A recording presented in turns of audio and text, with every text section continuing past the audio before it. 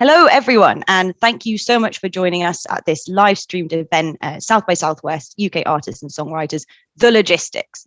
I'm joined by some fantastic panelists today, and we're going to be taking you through all of the bits and bobs you need to consider once you've received your official invite to South by Southwest. We'll be touching on some key areas such as visas, COVID-related travel and restrictions, what to expect on the ground in Austin, and how you can apply for funding support to assist with the costs of showcasing through the International Showcase Fund. After the panel, we also have the Zoom Q&A session with our panelists, where you'll be able to ask them any specific questions following the event. And you should have received an email with the Zoom link to join, but we'll also post it below the video today. So I'm first going to hand over to my panelists to introduce themselves and what they do and what their involvement is in South by Southwest. So I'm going to come to Una first. Hi, everyone. My name is Una Johnston. I'm a Senior Business Development Manager with South by Southwest, and I help people to navigate South by Southwest, whether they want to raise their profile as a brand or as an individual, as a speaker, as a showcase artist. So a bit of advice, a bit of information, and also help people to spend their money wisely. Awesome. Thank you, Una. And Adam? I'm Adam Moses. I've put on live music events for the last 20 plus years. I'm one of the directors of Jazz Refreshed, and we've been doing showcases in South by Southwest for the last 5 years. This will be our 6th year. That was almost like, oh, how many years now? Yeah. How many years? And Dave, over to you. Don't forget to unmute. Hi, I'm Dave Webster. I'm the National Organiser for Live Performance for the Musicians Union.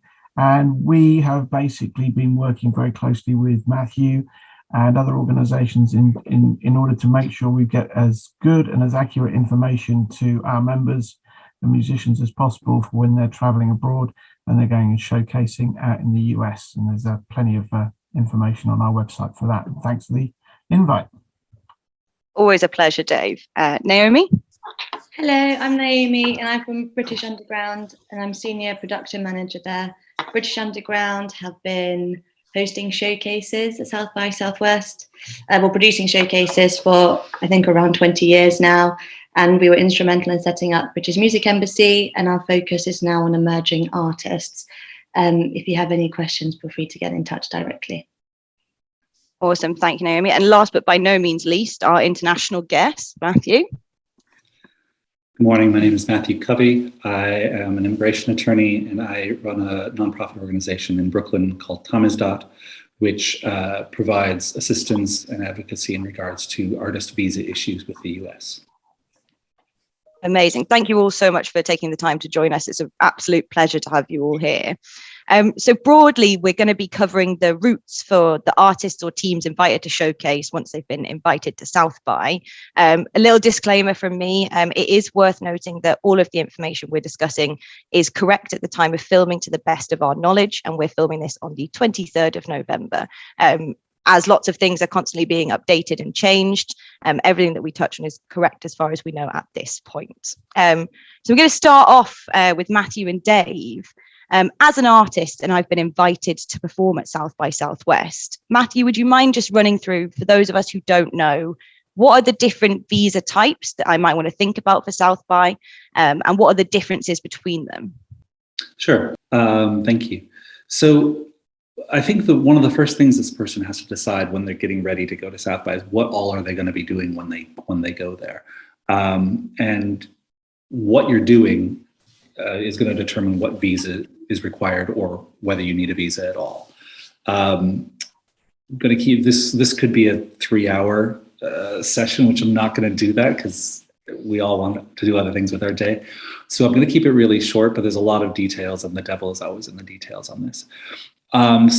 Speaking most broadly, there are principally three different ways that you can go to the US. You can go on ESTA, which is how most UK citizens generally go to the US when they're going on holiday or they're going to a meeting or a conference or something like that. That's not a visa, it's the absence of a visa. That is legally sufficient for performing at South by Southwest if and only if you are only performing at official South by Southwest showcase events.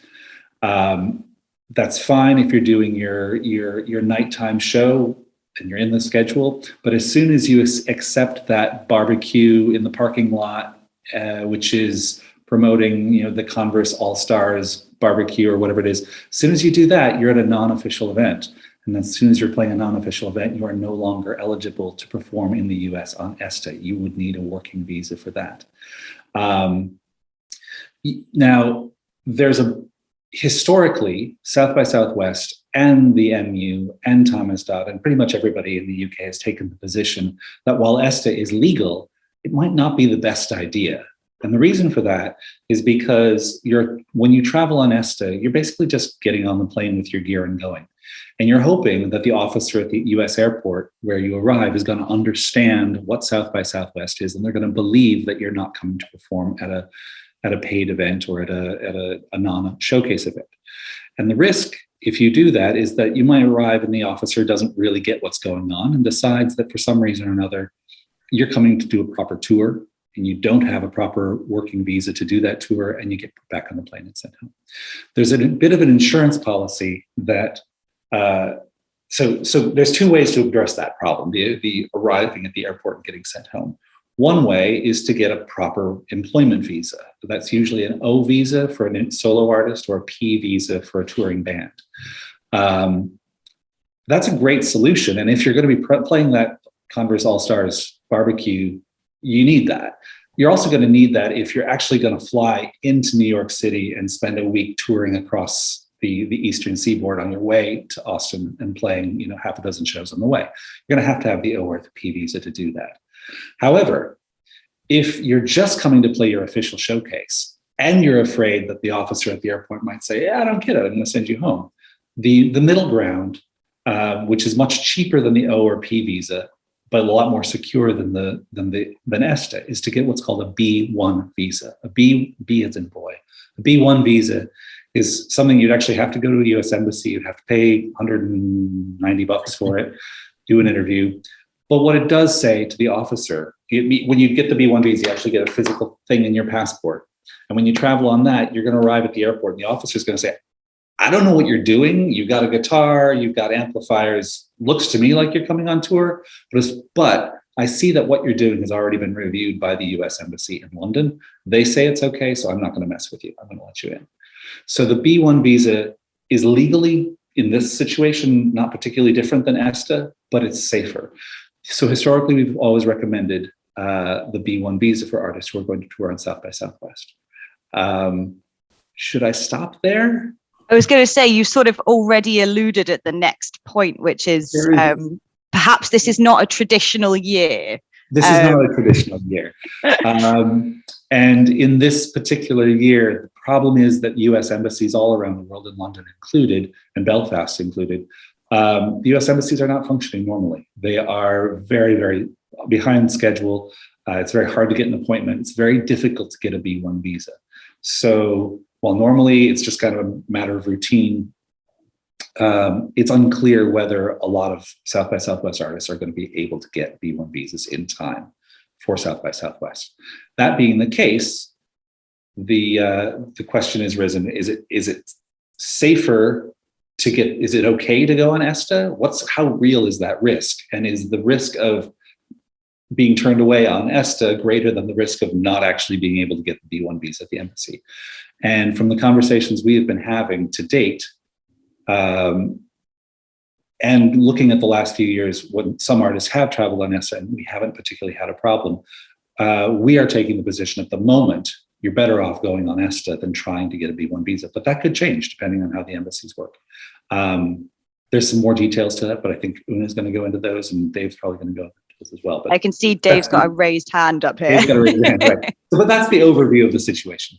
Cool. Dave, let's come to you. Thanks. Yeah, I was going to ask actually, Matthew, if because of this backlog that's happening in the embassies, and it's very hard. I've been looking this morning on the UK embassy website to see what the kind of timeline the backlog actually is, and there's nothing that I can find that says, you're going to have to wait 4 months or we've got a 2-year backlog or whatever.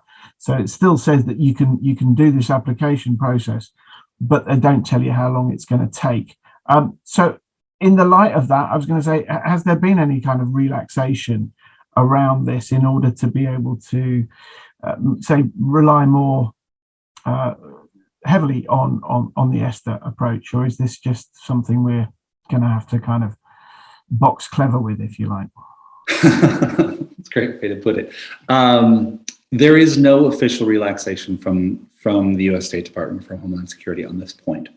I think the position, and I'm sort of thinking towards the next few months, but if we get into the new year and the embassies are proving no more capable of handing out B1s than they have historically, so it looks like most South by artists are going from the UK are coming on ESTA, I think that it is probably going to make sense that there be communications with the US government to prepare Customs and Border Protection for the fact that, you know, there's going to be an awful lot of people coming in on ESTA that haven't come that way before.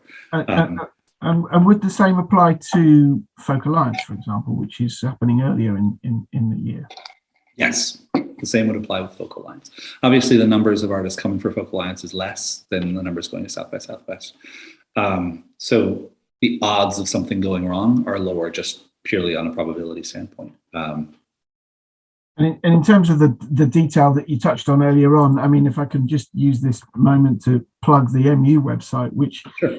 All the information that we've had on there has been there for some time. And Matthew, you've been very helpful, and the same with the guys at British Underground in putting all that information together. It's still relevant. It's still correct, as far as I can tell. There's been no seismic change. There's been a few breakthroughs that you guys have had regarding the Biden rolling back a few of the things that Trump brought in, which we've sort of commented on. But the information on the website is fairly thorough. And if I can just talk through that, there's like 5 different pages: US work visas, ESTAs, B visas, and showcasing the application process, funding, where the PRS colleagues come in, and recording work in the US. So we cover off all of those areas. So I would advise people to have a good look at that. And then, you know, if they've got any questions, they can come back to us after. But it's a pretty good resource. And we talk about the showcase exemption that's on there, which is known as the showcase exemption, although it's not actually referred to as such. That's correct, isn't it? That's correct. Yeah. One other thing I just want to just disabuse people of before we go any farther. Just to be very, very clear, the reason why you need an employment visa, or a P visa, is not because you're getting paid. It's because you're providing a service. The US law takes the position that if you're playing at an official showcase event, you're not working, you're soliciting work. The principal reason that the audience is there to see you is not because they want to be entertained. They're principally there because they're considering hiring you in the future. And that's why, even if you've got 5 other dates in Austin during South by Southwest, and you're not getting paid for them, but they're not official, you're just playing the Converse All-Stars barbecue, you're performing a service for Converse at that point. And their position the US government takes is that you're performing a service of value, whether you're getting paid or not, is immaterial. And that's why it's not an official showcase. That's why you would need a visa for it. So just especially in this time when travel, there's this heightened scrutiny of travel in all ways. If you try and do an end run around that and show up and do your real tour or whatever it might be on ESTA, the chances of something going wrong, and by going wrong, I mean arriving and them Googling you and Googling the band that you're in and realizing what you're up to and sending you home, is probably higher than it's ever been. So just be very careful and be really aware of what the requirements are. Amazing, thank you. I wanted to ask, just sticking with the ESTA for now, if it is the appropriate thing to do for an artist that's officially showcasing at South by. Is there anything that the artists or the teams can do or should think about to mitigate any risk of coming in on an ESTA? I think, Una, you wanted to come in on this point. Or is there any evidence that they should have with them at the border that could mitigate any risk of being turned around? Advice from South by is, the recommendation is, if at all possible, to fly direct from the UK, from London to Austin, and that way your contact with immigration is with people who, you know, understand South by Southwest. They're aware of it. They know what we do. You have a harder time if you come in at. It may be cheaper to come in through Newark, you know, but it may be false economy because the immigration folks there won't necessarily know about South by Southwest. So, you know, we are saying try and fly direct. And the other thing is that South by provides invitation letter for international artists, and just make really sure that everybody in the party has a copy of that on their person when they go through. Hard copy. Exactly, a hard copy. Please don't be scrolling through your phone to find that. Just make sure that people have that, and make sure people understand what it, like, have read it in advance, so that if they're asked questions about it, they're prepared to answer them. Because most of the time when something goes wrong, it's because one artist in the group hasn't really figured out what's going on and doesn't understand the distinction between gigging and showcasing, and says something that raises an alarm for an officer. Brilliant, excellent advice. I want to touch very briefly on O&P visas for those who are perhaps looking to do unofficial showcase events or to do paid performances as part of a tour in the rest of the US, either pre or post South by. And just touch quickly on, obviously we've already noted this is not a normal year, but touch quickly on sort of what is the sort of timeline on O&P visas. What's the process very briefly? Dave, we'll put a link to that process page that you just noted in the sort of notes for the YouTube as well, so people can click through to that. But just very quickly running through that side of it before we move on. Matthew? The process of getting an O&P visa, the reason we're doing all this ESTA B1 visits to try to get you in without having to get an O&P visa is because the process of getting an O&P visa is extremely expensive, complex, and grueling. It is nothing like getting a T5 going to the UK. It's an entirely different project. Also, given the vagaries of how US government is working right now and the embassies, the timelines are very unclear about how long it would take to get one of those. It's a two-phase process. You file a petition in the US, which gets you a work authorization. Once you have the work authorization, you can apply for the visa at a US embassy. Right now, the work authorization is taking roughly 2 months to process, but not knowing how long the embassies are going to take, that could be easily another 2 months, and then we're already running out of time for South by. There's an expediting process that you can use on the petitioning side when you're filing in the US that brings the 2 months down to about 2 weeks, but that costs an extra $2,500 per group, and that's on top of fees, typical legal fees, union fees, filing fees. You're really talking, you could easily spend $5,000 to get your band a P visa to go. Now you could get it to last a full year. So if you've got a lot of touring, it might be worth it. But if you're just going to play, your official showcase and the Converse All-Stars barbecue, dropping $5,000 to do that is going to be pretty hard to rationalize for a lot of artist budgets. So time frame, easily 4 or 5 months right now. Sometimes it goes faster than that, but right now we're anticipating fairly slow processing. And the costs, you're probably talking somewhere between $3,000 and $5,000 for an ensemble. Brilliant. I'm just going to state at this point, we don't officially endorse Converse All-Stars. We just like to use them as an example. Dave, did you want to just hop in with a little bit more and then we'll move on?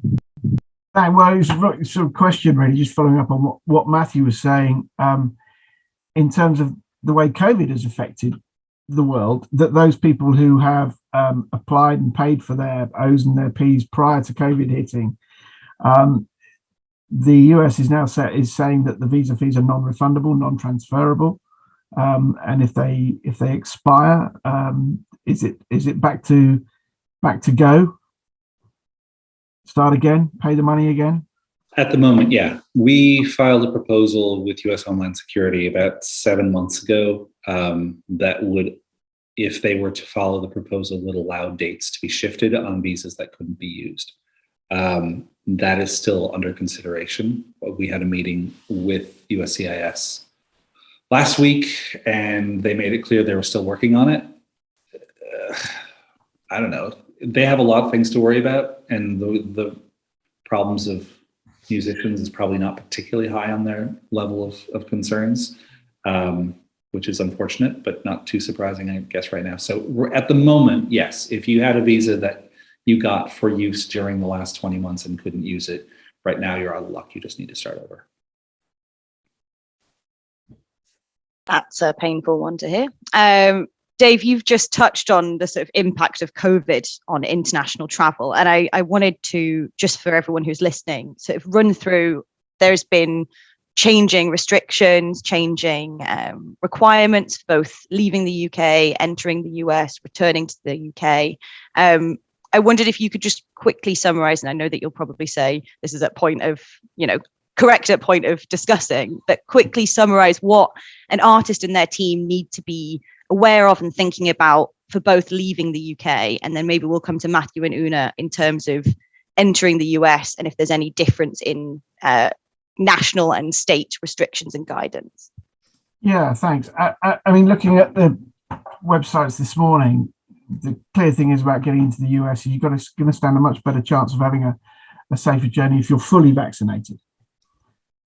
Because that way you don't have to do the quite stringent tests. If you're not fully vaccinated, you're going to have to isolate.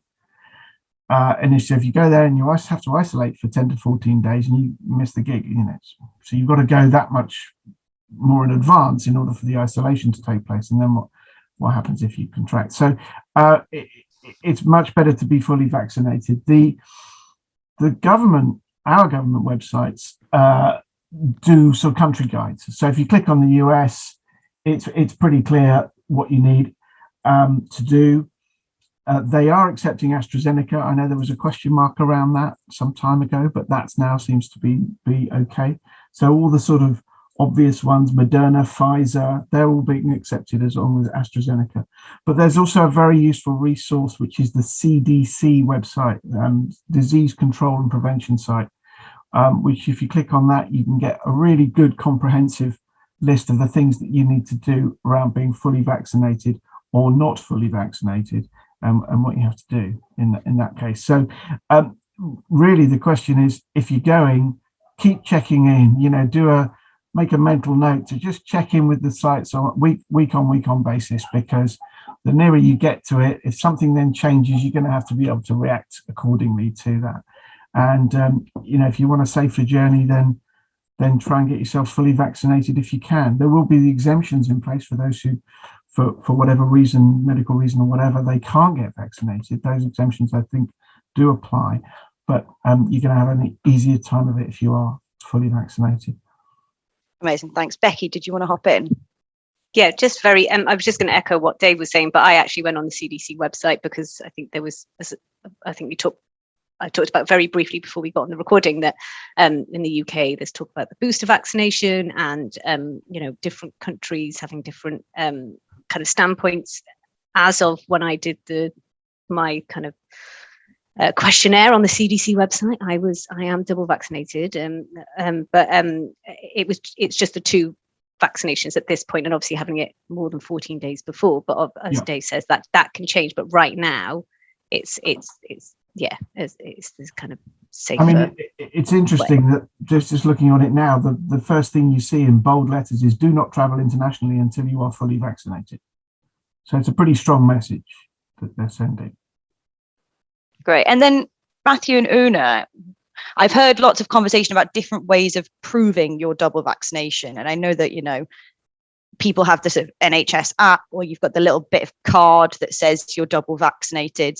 What will artists and teams need to bring with them to sort of prove their double vaccination status? And does this differ if you've landed in one state and you need to move to another state? I'm happy for either person to jump in. Una's like shaking her head, no.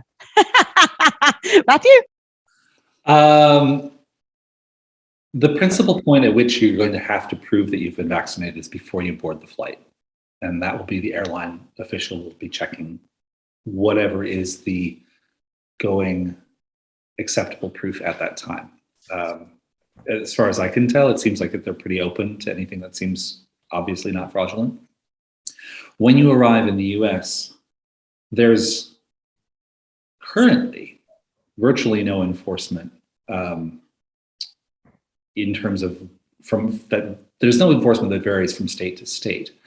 There are requirements. There are municipal requirements, and I don't know. And this, Una, you're going to have to jump in here on this. I don't know what Austin's requirements are for. I know in New York City, if you want to go into a live music venue, you have to prove that you've been double vaccinated. You've got to have your card available. Same with a restaurant. I don't know what's going on in Austin, but that's going to vary. Especially if you're going on tour, you're going to have to look up each city and see what's going on. I mean, see what kind of proof is necessary and what kind of requirements are. Mm. From Southwest point of view, we've just announced our first sort of COVID, statement, let's say. So it's a bit thin in terms of specifics, but to pick up your credentials, okay, you will need to show that you are fully vaccinated or have had a recent negative COVID-19 test. So to get your credentials, your wristband or whatever, you have to prove your status. So once you've got that status, in a way, when it comes to access to the venues in a way are going to rely on the fact that South by has checked people. But I will say that situation is still a little fluid and probably not finalized, and we'll know closer to the time how strict it's going to be in terms of, you get your ID checked when you're at an Austin venue, so a COVID might be part of that too. But to get your credentials, you have to prove to South by that you are vaccinated or negative test. Amazing, thanks, Una. And just a follow-up question in terms of venue spaces: is it current guidance that people should be wearing face coverings in venues? Are they currently at maximum capacity? Are they so? But obviously this is all could change between now and the event. But is that currently the plan? So Texas in general, it has got a pretty open for business approach to the pandemic, and there are no capacity restrictions on venues at the moment in Austin. And the mask requirement, I think, will form part of South by Southwest's more up-to-date information as we get closer to the event. So I won't say either way. Austin is in a level 3 COVID at the moment, and I can send links that show, if that's of interest, I can share links that you can see what that means, level 3, and what the guidance is. So there will be general citywide guidance, and South by will be complying with that. But it's likely that our guidance will be a little bit stricter than what's currently available in the city and the state. At the moment, COVID is, it's increasing a little bit. There's been increasing cases in the US, but it's been more in the upper Midwest. And Texas, so it's up slightly in Texas. It's up 10% in Texas. It's up 30% in the rest of the US. So it's a very dynamic situation. Less than 60% of the population, like 59% of the general population, 54% in Texas are vaccinated. So that's a huge number of unvaccinated people. And here in Ireland, we have 95% something, really strong. And we're overwhelmed at the moment, so it doesn't take many people to put the system under severe strain. So it's what I will say is that, and it was something that we went through this year with the online event, that, we saw that the system, it changes so much, so quickly all the time. It's always fluid. So, the plans were, from a music fest point of view, plans were constantly changing, right? That was our experience last year. And so, the mindset was that they were agile, they were adjusting, they were extending deadlines, they were talking to presenters. So I think that will be maintained. The folks in South by will be as flexible and as fluid and as agile as possible to respond to people's needs. So I think it's up to everybody to be as fully informed as they can and to know what their own risks are and to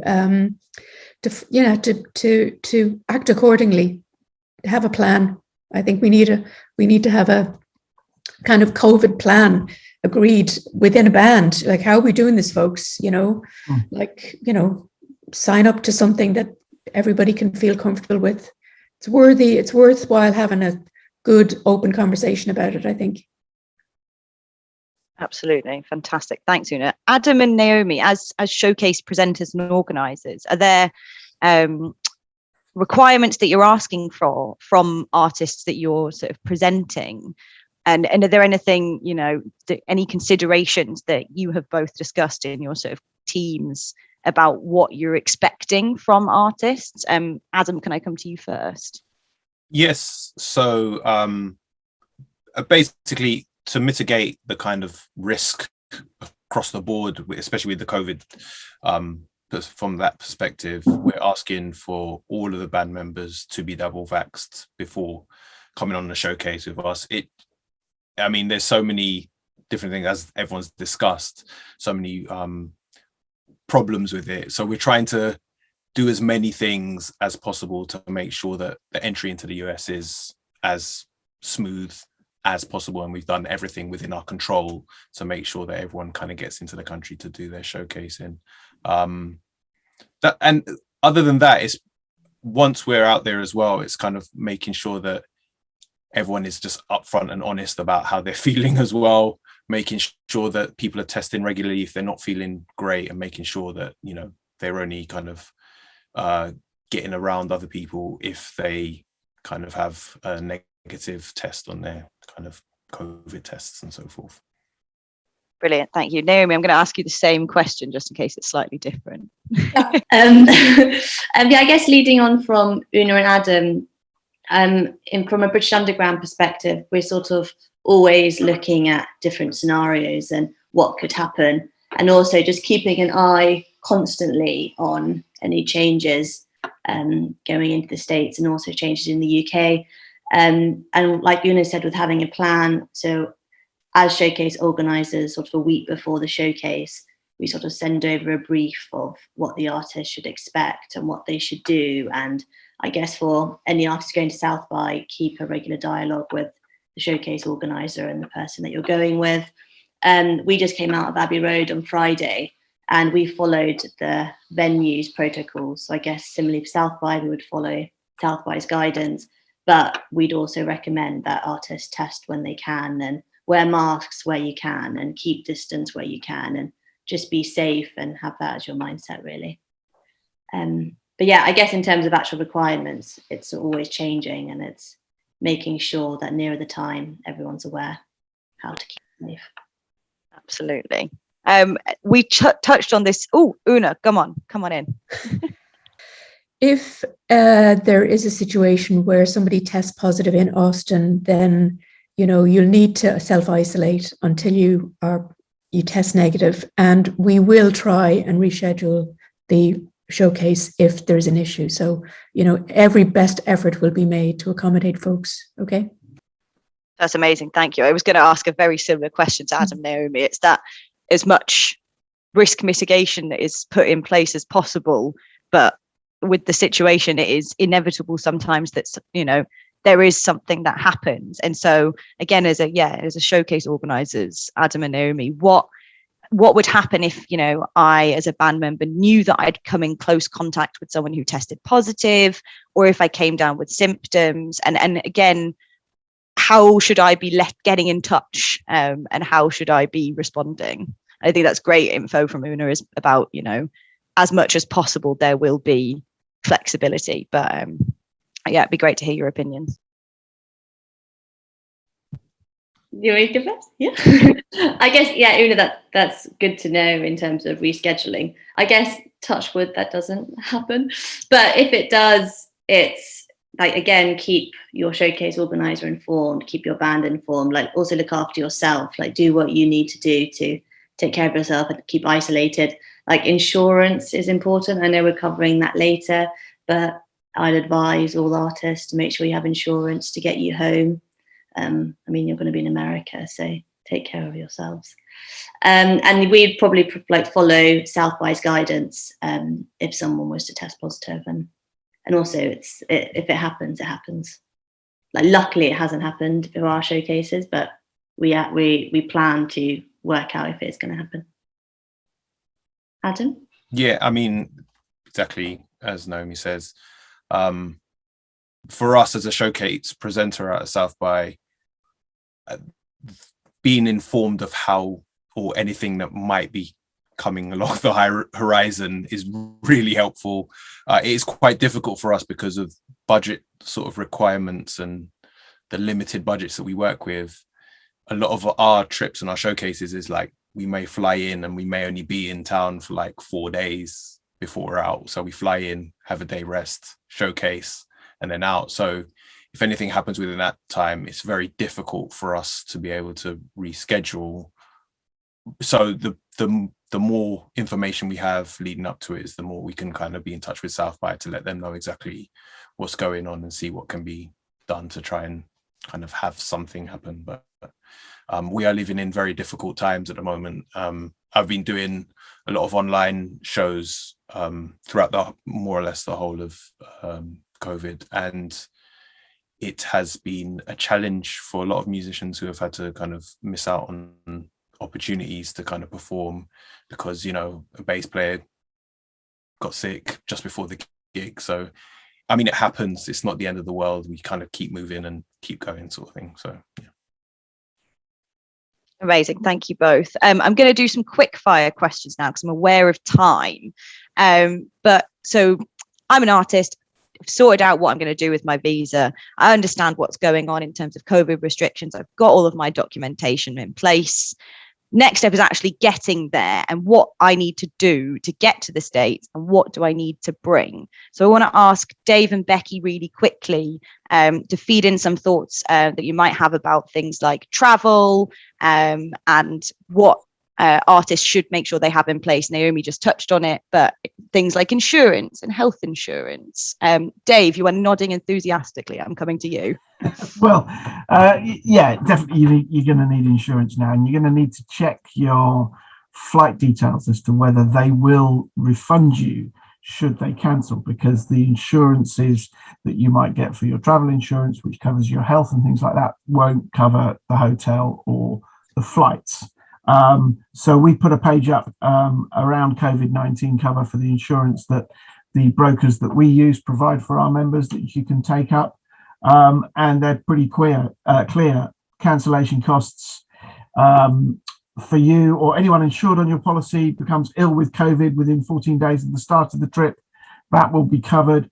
But flights and hotels, possibly not. So it's very good idea to talk to insurance and get something in place that's going to work for you, and it's going to work for you because you're out there working. It's not holiday insurance, it's work insurance, and there is a difference. So you need to cover that one off. Amazing, thank you. Becky, anything to add? I would also just check, with your airlines and your accommodation providers. So Airbnb, for example, the year that that South by was due to happen in real life, and then the pandemic kind of happened just before, they were not refunding. Like, you may,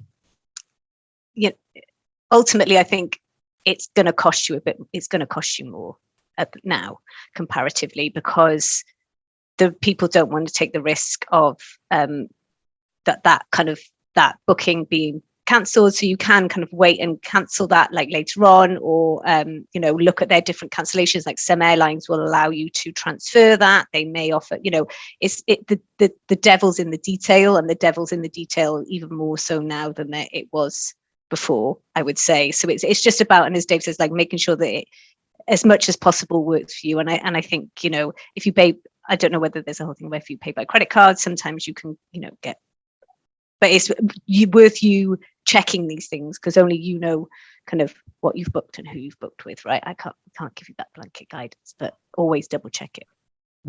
Just to come back on that on a slightly tangential point, in terms of what you need to do prepared to go out there, you also need to think about what you need to do to coming back.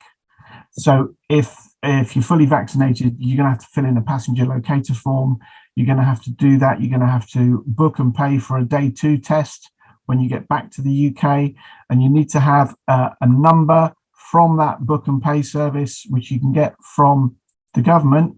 You go onto one of their providers, you book your test, you get a number, you put that on your passenger locator form, and that all needs to be processed and done probably before you go, depending on how long you're going for. You might have to do it while you're out there, depending on how long you're there for. And you've got to take a test if you're fully vaccinated within 2 days of getting back. And it's pretty much the same across Scotland and Wales and Northern Ireland. But if you're going back to any of the devolved nations, do just check the specific details for those nations as you're coming in. But from the work I did this morning, just looking at it, they all seem to say you need to do a lateral flow within 2 days and a passenger locator form. And then there's various things you need to think about if you test positive when you come back, or if you get an unclear test, negative, obviously, and you need to register that, get your certificate. So, yeah. Amazing. Good thing to bring up, Dave. Totally correct. To flag that. And I think that I personally, when you just said that, I was like, I would just be setting reminders on my phone to bing me when I need to do my tests while I'm out there, because I can imagine it being quite chaotic and you've got lots of things going on. You're having lots of meetings. You're running from one place to another place. And I would just do that all in advance if it was me, but I'm a terrifyingly anal person. So Adam, Naomi and Una, in terms of what artists need to bring with them, Una, what does South by provide or expect artists to bring with them? And then Adam and Naomi, I'm going to ask what you expect artists to be bringing with them in terms of backline, team members, etc. So we'll provide the PA, and it's the responsibility of the Act to arrange to rent and or share backline. Now, this can be arranged sometimes through the presenter. Sometimes the presenter will, if there's a showcase presenter, will cover the cost of the backline and share the backline.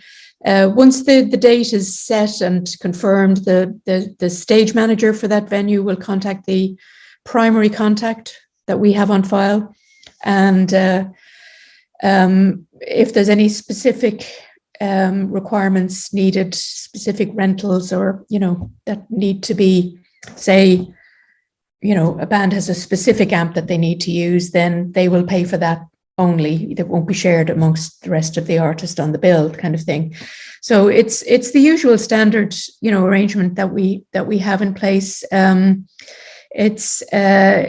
think it's important to let the stage manager know if you're bringing anything and if you're willing to share backline with others. Sometimes there's a lot of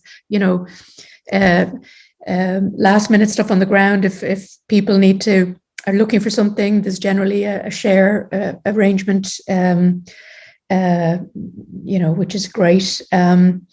But, just to be aware that like all liability and all the rest of it, I mean, South by doesn't cover any liability for loss or damage to equipment. So, it's important for artists to know that. I would be, if for an international artist, so specific venues, say, will be designated for international artists, and there will be kind of step down transformers in those places.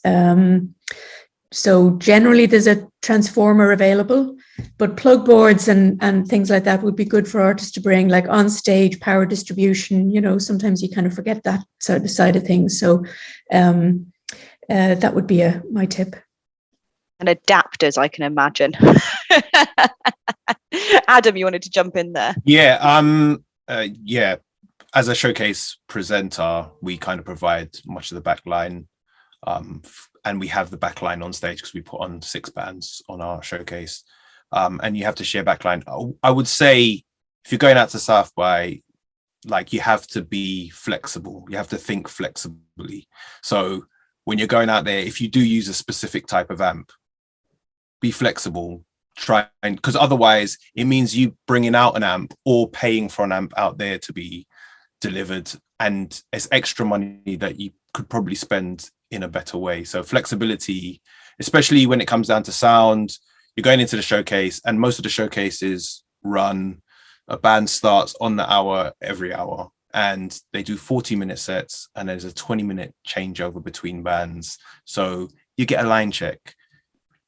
Being overly precious about sign or having a very complicated setup could interfere with that. So simplify, think, right, we've got to do this thing. Yeah, our album sounds like this, but we've got to get on stage in 20 minutes and it's not worth bringing a whole bank of synths with you when, you know, you can't get the exact sound that you want. So that flexibility has to kind of really go through everything that you're trying to do, because it will ultimately provide you with a better experience being out there, because you're kind of know that it's not going to be exactly like this, but you've already planned for that. So you're tailoring, whether your sound or whether your travel, you're tailoring it for, you know, your performance basically. So that's my advice on that side.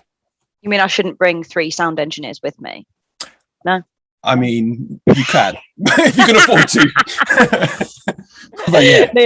Naomi, quickly from you then. Yeah, I guess just as Adam said, I guess in terms of what to bring, come rehearse, like be ready to have probably about 15 minutes and then you're going straight in. So come rehearse, be ready, bring your manager, I'd say as well. As Una has said, South by provide basic backline, but the South by team, like the engineers, the crew, the stage manager, they're all brilliant and they're amazing and they're so easy to work with that you're in good hands as well. For our showcase, we can help with, we work with Jazz Refreshed for your backline as well. And I know that some of the backline companies have changed quite a bit over the past 2 years. So if anyone wants to get in touch directly with who we're working with, then do let us know. And I don't know, Una, if South by, if they're in touch with South by directly, can you find out who to get in touch with about backline? If you need any additional equipment. So it's the stage manager is Right. is your best bet there. What I would just point out is that the South by deals with the primary contact, and the primary contact sometimes can be somebody who's not that really in daily contact with the band. And, you know, they might be getting stuff from South by and it might be going into their spam folder and they're not even seeing it, you know. So it's up to the artist to really, you know, pester the folks who have their name down on the application, you know, who submitted the application, that they're fully engaged with them, so that they are up to speed with any communications from South by. So I've known of a few cases where the communication link was just non-existent. Amazing, thank you. I think that's a good tip to be making sure you know who's in touch and you're in touch with them, you know, keeping those chains of communication open and timely, I think. And I can imagine it also is one of those things where you should think about it in advance. Don't just expect to rock up on the day and that there'll be something there for you to use. Bring everything that you need, right? Have your little rucksack of your plug adapters and your power bank and your phone, and think about things like Wi-Fi and 4G, and do you need to add extra money to your SIM card and stuff like that. So it's a bit of a scout situation. You've got to be prepared. Una, I'm going to ask you a couple of questions about accommodation and housing in Austin, just because I think there's a little bit of a change this year, maybe compared to previous South bys, but I'm not going to go too in depth into it because I know we'll have the preparation event in February as well. Sure. Yes, so the International Housing Programme is obviously not running this time around, but so my recommendation would be, you know, the artist admin site, right, that the primary contact has access to. Again, this links back to the primary contact. So you can go in there and check on the accommodation, click on accommodation and see what is available for the dates that you're going to be there. And this is artist the artist hotel block. So there's rooms set aside for artists at a special rate through South by Southwest. And I get the feeling that a lot of artists don't necessarily go for that. They think, oh yeah, we got to go for Airbnb, or we got to go for, the cool Austin experience or whatever. But I think really use the artist room block as your first port of call. There's plenty of availability there. I checked yesterday, and the rates and the options would be available through the artist admin site. So that would be my recommendation. I mean, Airbnb is available, but it's expensive. It's not cheap. So I wouldn't be going down that route necessarily. And do you have any top tips as to sort of how people should, for those who've never been to Austin, where the best kind of accommodation are in terms of getting to the showcase venues, or is it all that everything's super well connected? I have never been to Austin, so I'm asking as a total novice. I think it's pretty central. Certainly the artist hotels are all, downtown, close to the venues, taxi right away, that kind of thing. So, I wouldn't go renting a car necessarily, one could, that is a possibility if you're doing more than one date, but I think just keep it handy, Keep it handy, everything on your back. Yeah. Amazing. Thank you, everyone. I'm going to come to all of you. I'm preparing you now for your final piece of advice to artists going to South by, but I'm going to ask Becky Scotcher firstly to talk us through. So we've talked about a lot of different things today, all of which, or some of which, have sounded quite expensive. So I'm going to ask Becky to talk a little bit about the International Showcase Fund, and to run us through what it is, how artists who are showcasing at South by can apply, and a little bit about what we're looking for in applications. So Becky. I will try and make this condensed as possible.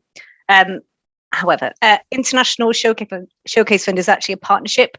So we run it at PRS Foundation, but we work in partnership with the Department of International Trade, British Underground, Arts Council England, Musicians Union, PPL, Creative Scotland, Wales Arts International, Arts Council of Northern Ireland, and Invest NI. That's a lot of partners. We cover the entirety of the UK.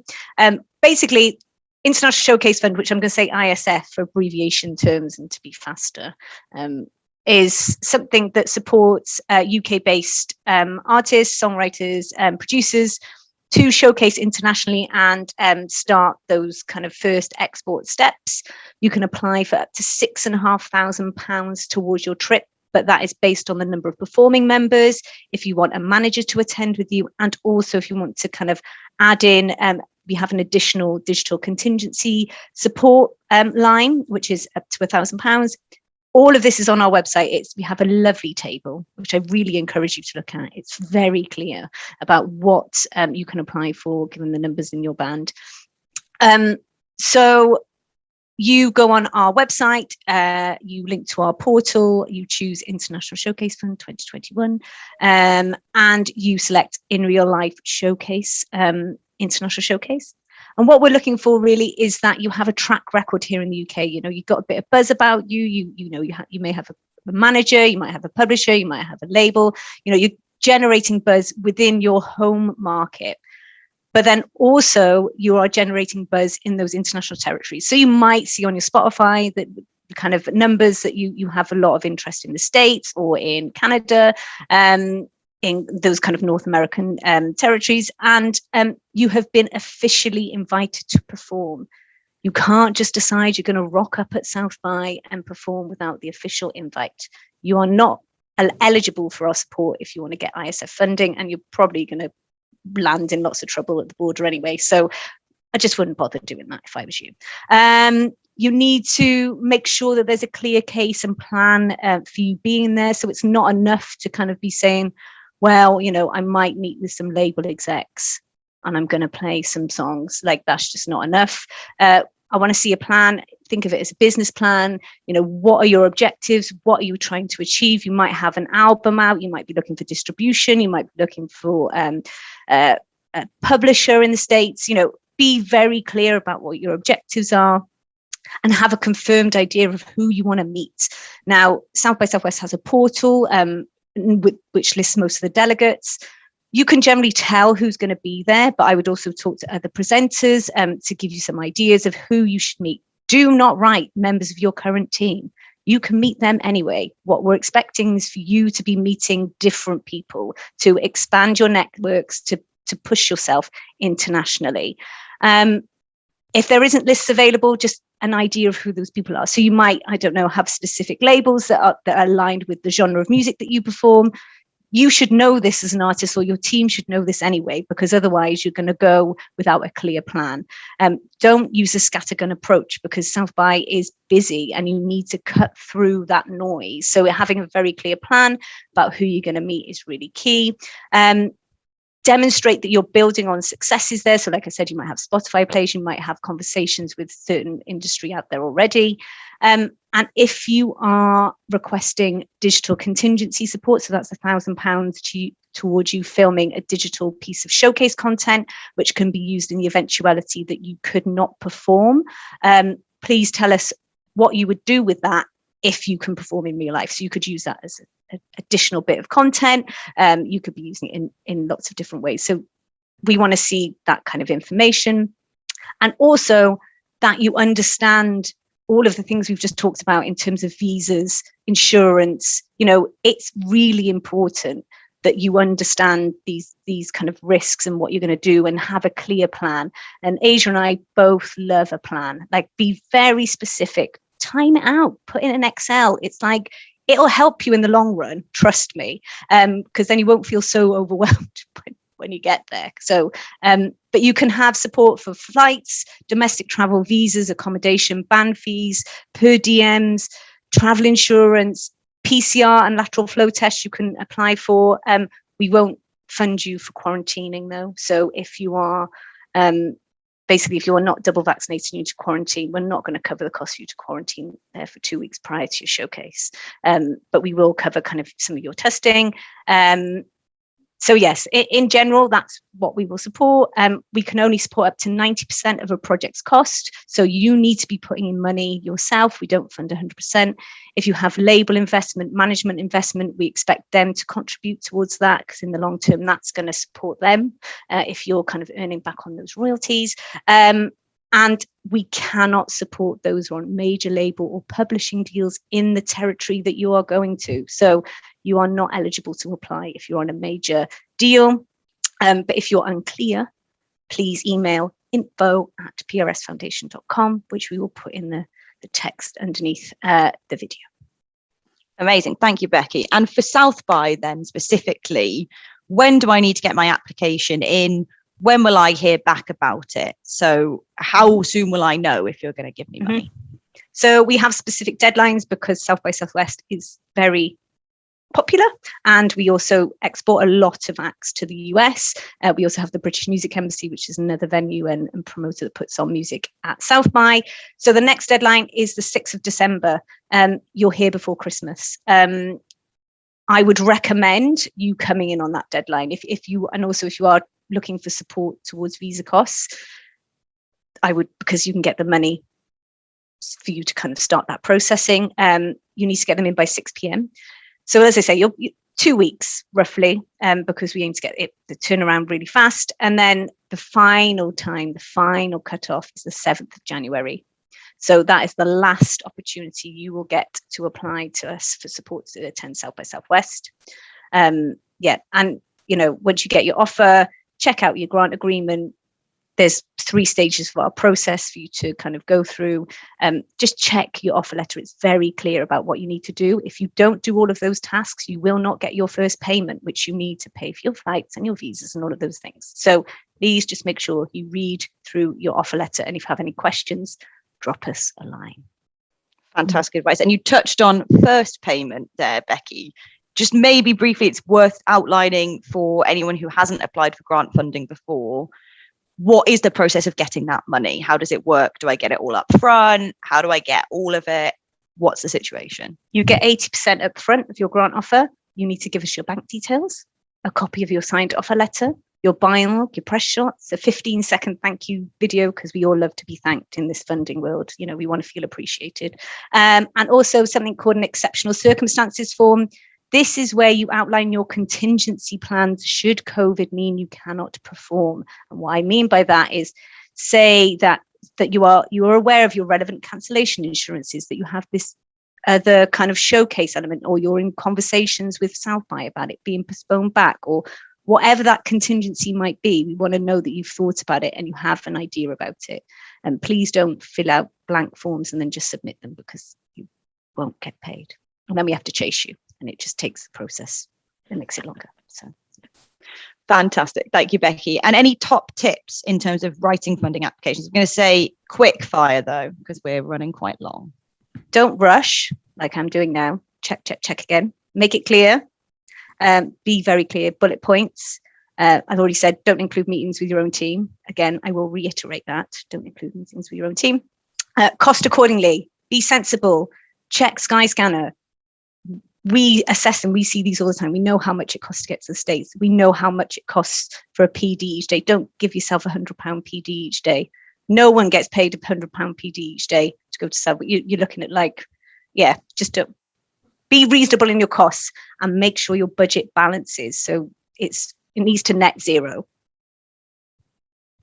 Amazing. Thank you. And then final question for Becky. Once I've been to South by, you just automatically give me that final 20% of the money, right? No. We want to know in this job. No. We want to know, have you achieved your goals? Have you got that deal? How are you starting those conversations with those promoters? Have you got those festival bookings? Ideally, you would wait a little while so you can kind of prove those objectives have happened. But we do understand that, you may be a bit out of pocket and need that final 20%. So you go onto your portal, you fill out a reporting form. All the details of how to fill out an evaluation and get that money is on our website under a thing called Grantee FAQ.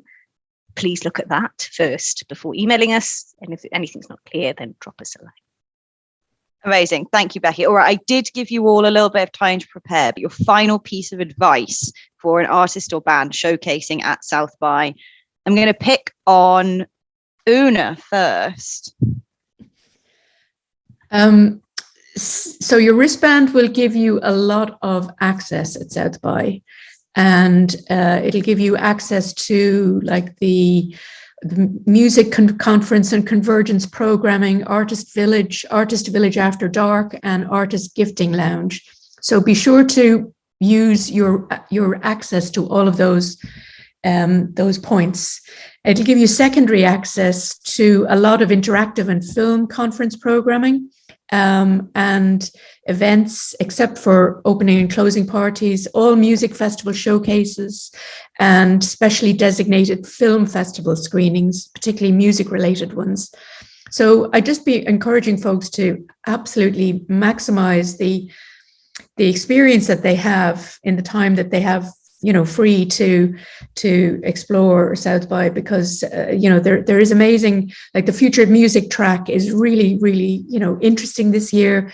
There's really good stuff on career development and having a multifaceted career, and I can put in links to some resources for folks to explore. So just really try and benefit from all of the amazing information and advice and that South by has, because it's a big career development move and a big personal development opportunity. So and then in terms of your goals, your financial goals, and what you hope to get out of it, like put a number on it, put a dollar value on it, and make that real in your mind. Speak it out loud, and use that as a way to did South by work for me? Did I achieve my goals? You want to have clear goals with a value on it and ways to achieve it. But in terms of reaching out to people, a lot of folks are accessible after panels. There's a lot of you can go up to somebody after a session is finished and maybe have a chat with them. So, that's a good way to meet people that you, or introduce yourself. And this South by, I think, is quite open like that. You have access to a lot of really good people in the industry and beyond the industry. And then lastly, just to take note of the timeline, because while the music is on those days, there's loads of other tracks on that are completely non-music, but you never know what might pop up. So you kind of push your own envelope of like, go for something that you have no clue what it's about. That's a good tip. If you know nothing about it, then check it out. That's a good one to end on. Thank you, Una. Matthew, I'm going to come to you. I'm going to presume this is going to be like highly insightful. Really quick. Tiny one. Really, really tight. I'm just going to assume that everything I said about getting visas, everybody understood. So this is just a general South by advice. This will be my 22nd South by, and I'm still learning how to do it. It's a project, and you get better at it over time. But one thing I would say is set up some sort of chat mechanism with your people. Like, I know when I go, I've got about 40 people on a WhatsApp group, and we're just telling people like, hey, I'm in the corner of such and such, there's this amazing thing happening. Or I just met this person, does anybody know this other person? Just having like the group of people that you're there with to be informing each other, to keep yourselves up to date is just really critical, because there's no way one person by themselves can do it. And you will find yourself at 1 a.m. on Red River wondering where the cool thing is happening right now, and it's not where you are, and somebody knows where it is. Excellent tip. Thank you very much, Matthew. Naomi, coming to you. Should I give you a quick top 5? Only if it's really speedy, Naomi. Really speedy. Be really enthusiastic and go do everything, because there's so much to see at South by, not just the music, but also the tech side. Identify your goals. So who do you want to see, like festival bookers, where they are, like have people who you want to speak to. Have your pitch, so who you are, what are you trying to get out of South by, and also why are you interested in the person you're speaking to. Wear comfy shoes because you're doing lots of walking, and have fun. Fast. I love the shoes tip. I hadn't even thought about that, but that's such a good tip. Dave, I'm coming to you next. I think hydration goes along with the shoes one, doesn't it? I've heard Agreed. And snacks, I can imagine. Yeah. Lots of pocket snacks. That would be like top 7, and I had to be quick. Yeah. Okay. I'll try and be quick. Research. Start now, and keep checking back in, and keep looking at it right up to the point you go, and rehearse. Fantastic. Thank you, Dave. Adam? Yeah, mine is top 10. So no, I'm joking. It's just be bold and hustle hard. Like, there's no point in going out there and being shy. Speak to everyone. If you're standing on a corner of a road, just chat to someone, find out what's going on, because that's when you pick up where the vibe is and what's going on. And yeah, just hustle hard. You're going out there. You're probably only going to be out there for a short amount of time. You've got to maximize it. What Una said about going and making sure you use the pass, get into all the things, that is important. But also, I think that's a great tip. And also, just hustle. Find the people you need to speak to. Contact them. Speak to them. Bump into someone on the streets. Find out who they spoke to. And then that's it, really. And free tacos. Look out for the free tacos. Free tacos. Always free tacos. All right, Becky. Final piece of advice. Oh gosh, I feel it's all been covered, but just enjoy it, right? But experience Austin as it is as well, right? Like, yeah, free tacos, go to the Broken Spoke, like go and meet other people, like meet industry, just hang out with people and make friends, because ultimately that's what we work in. We're like, it's about making friends, making a network, and then progressing yourself further. So that's what I suggest you do. Amazing. Thank you, everybody, for your time and your wisdom and your tips. And I think this has been really valuable. And I hope that everyone who has been watching this has taken at least one thing, if not 100 things, out of all of the gems that you've all dropped. So very, very much appreciate your time. To everyone watching, I hope that you will join us in our Q&A session afterwards. And I hope that you have a fantastic South by.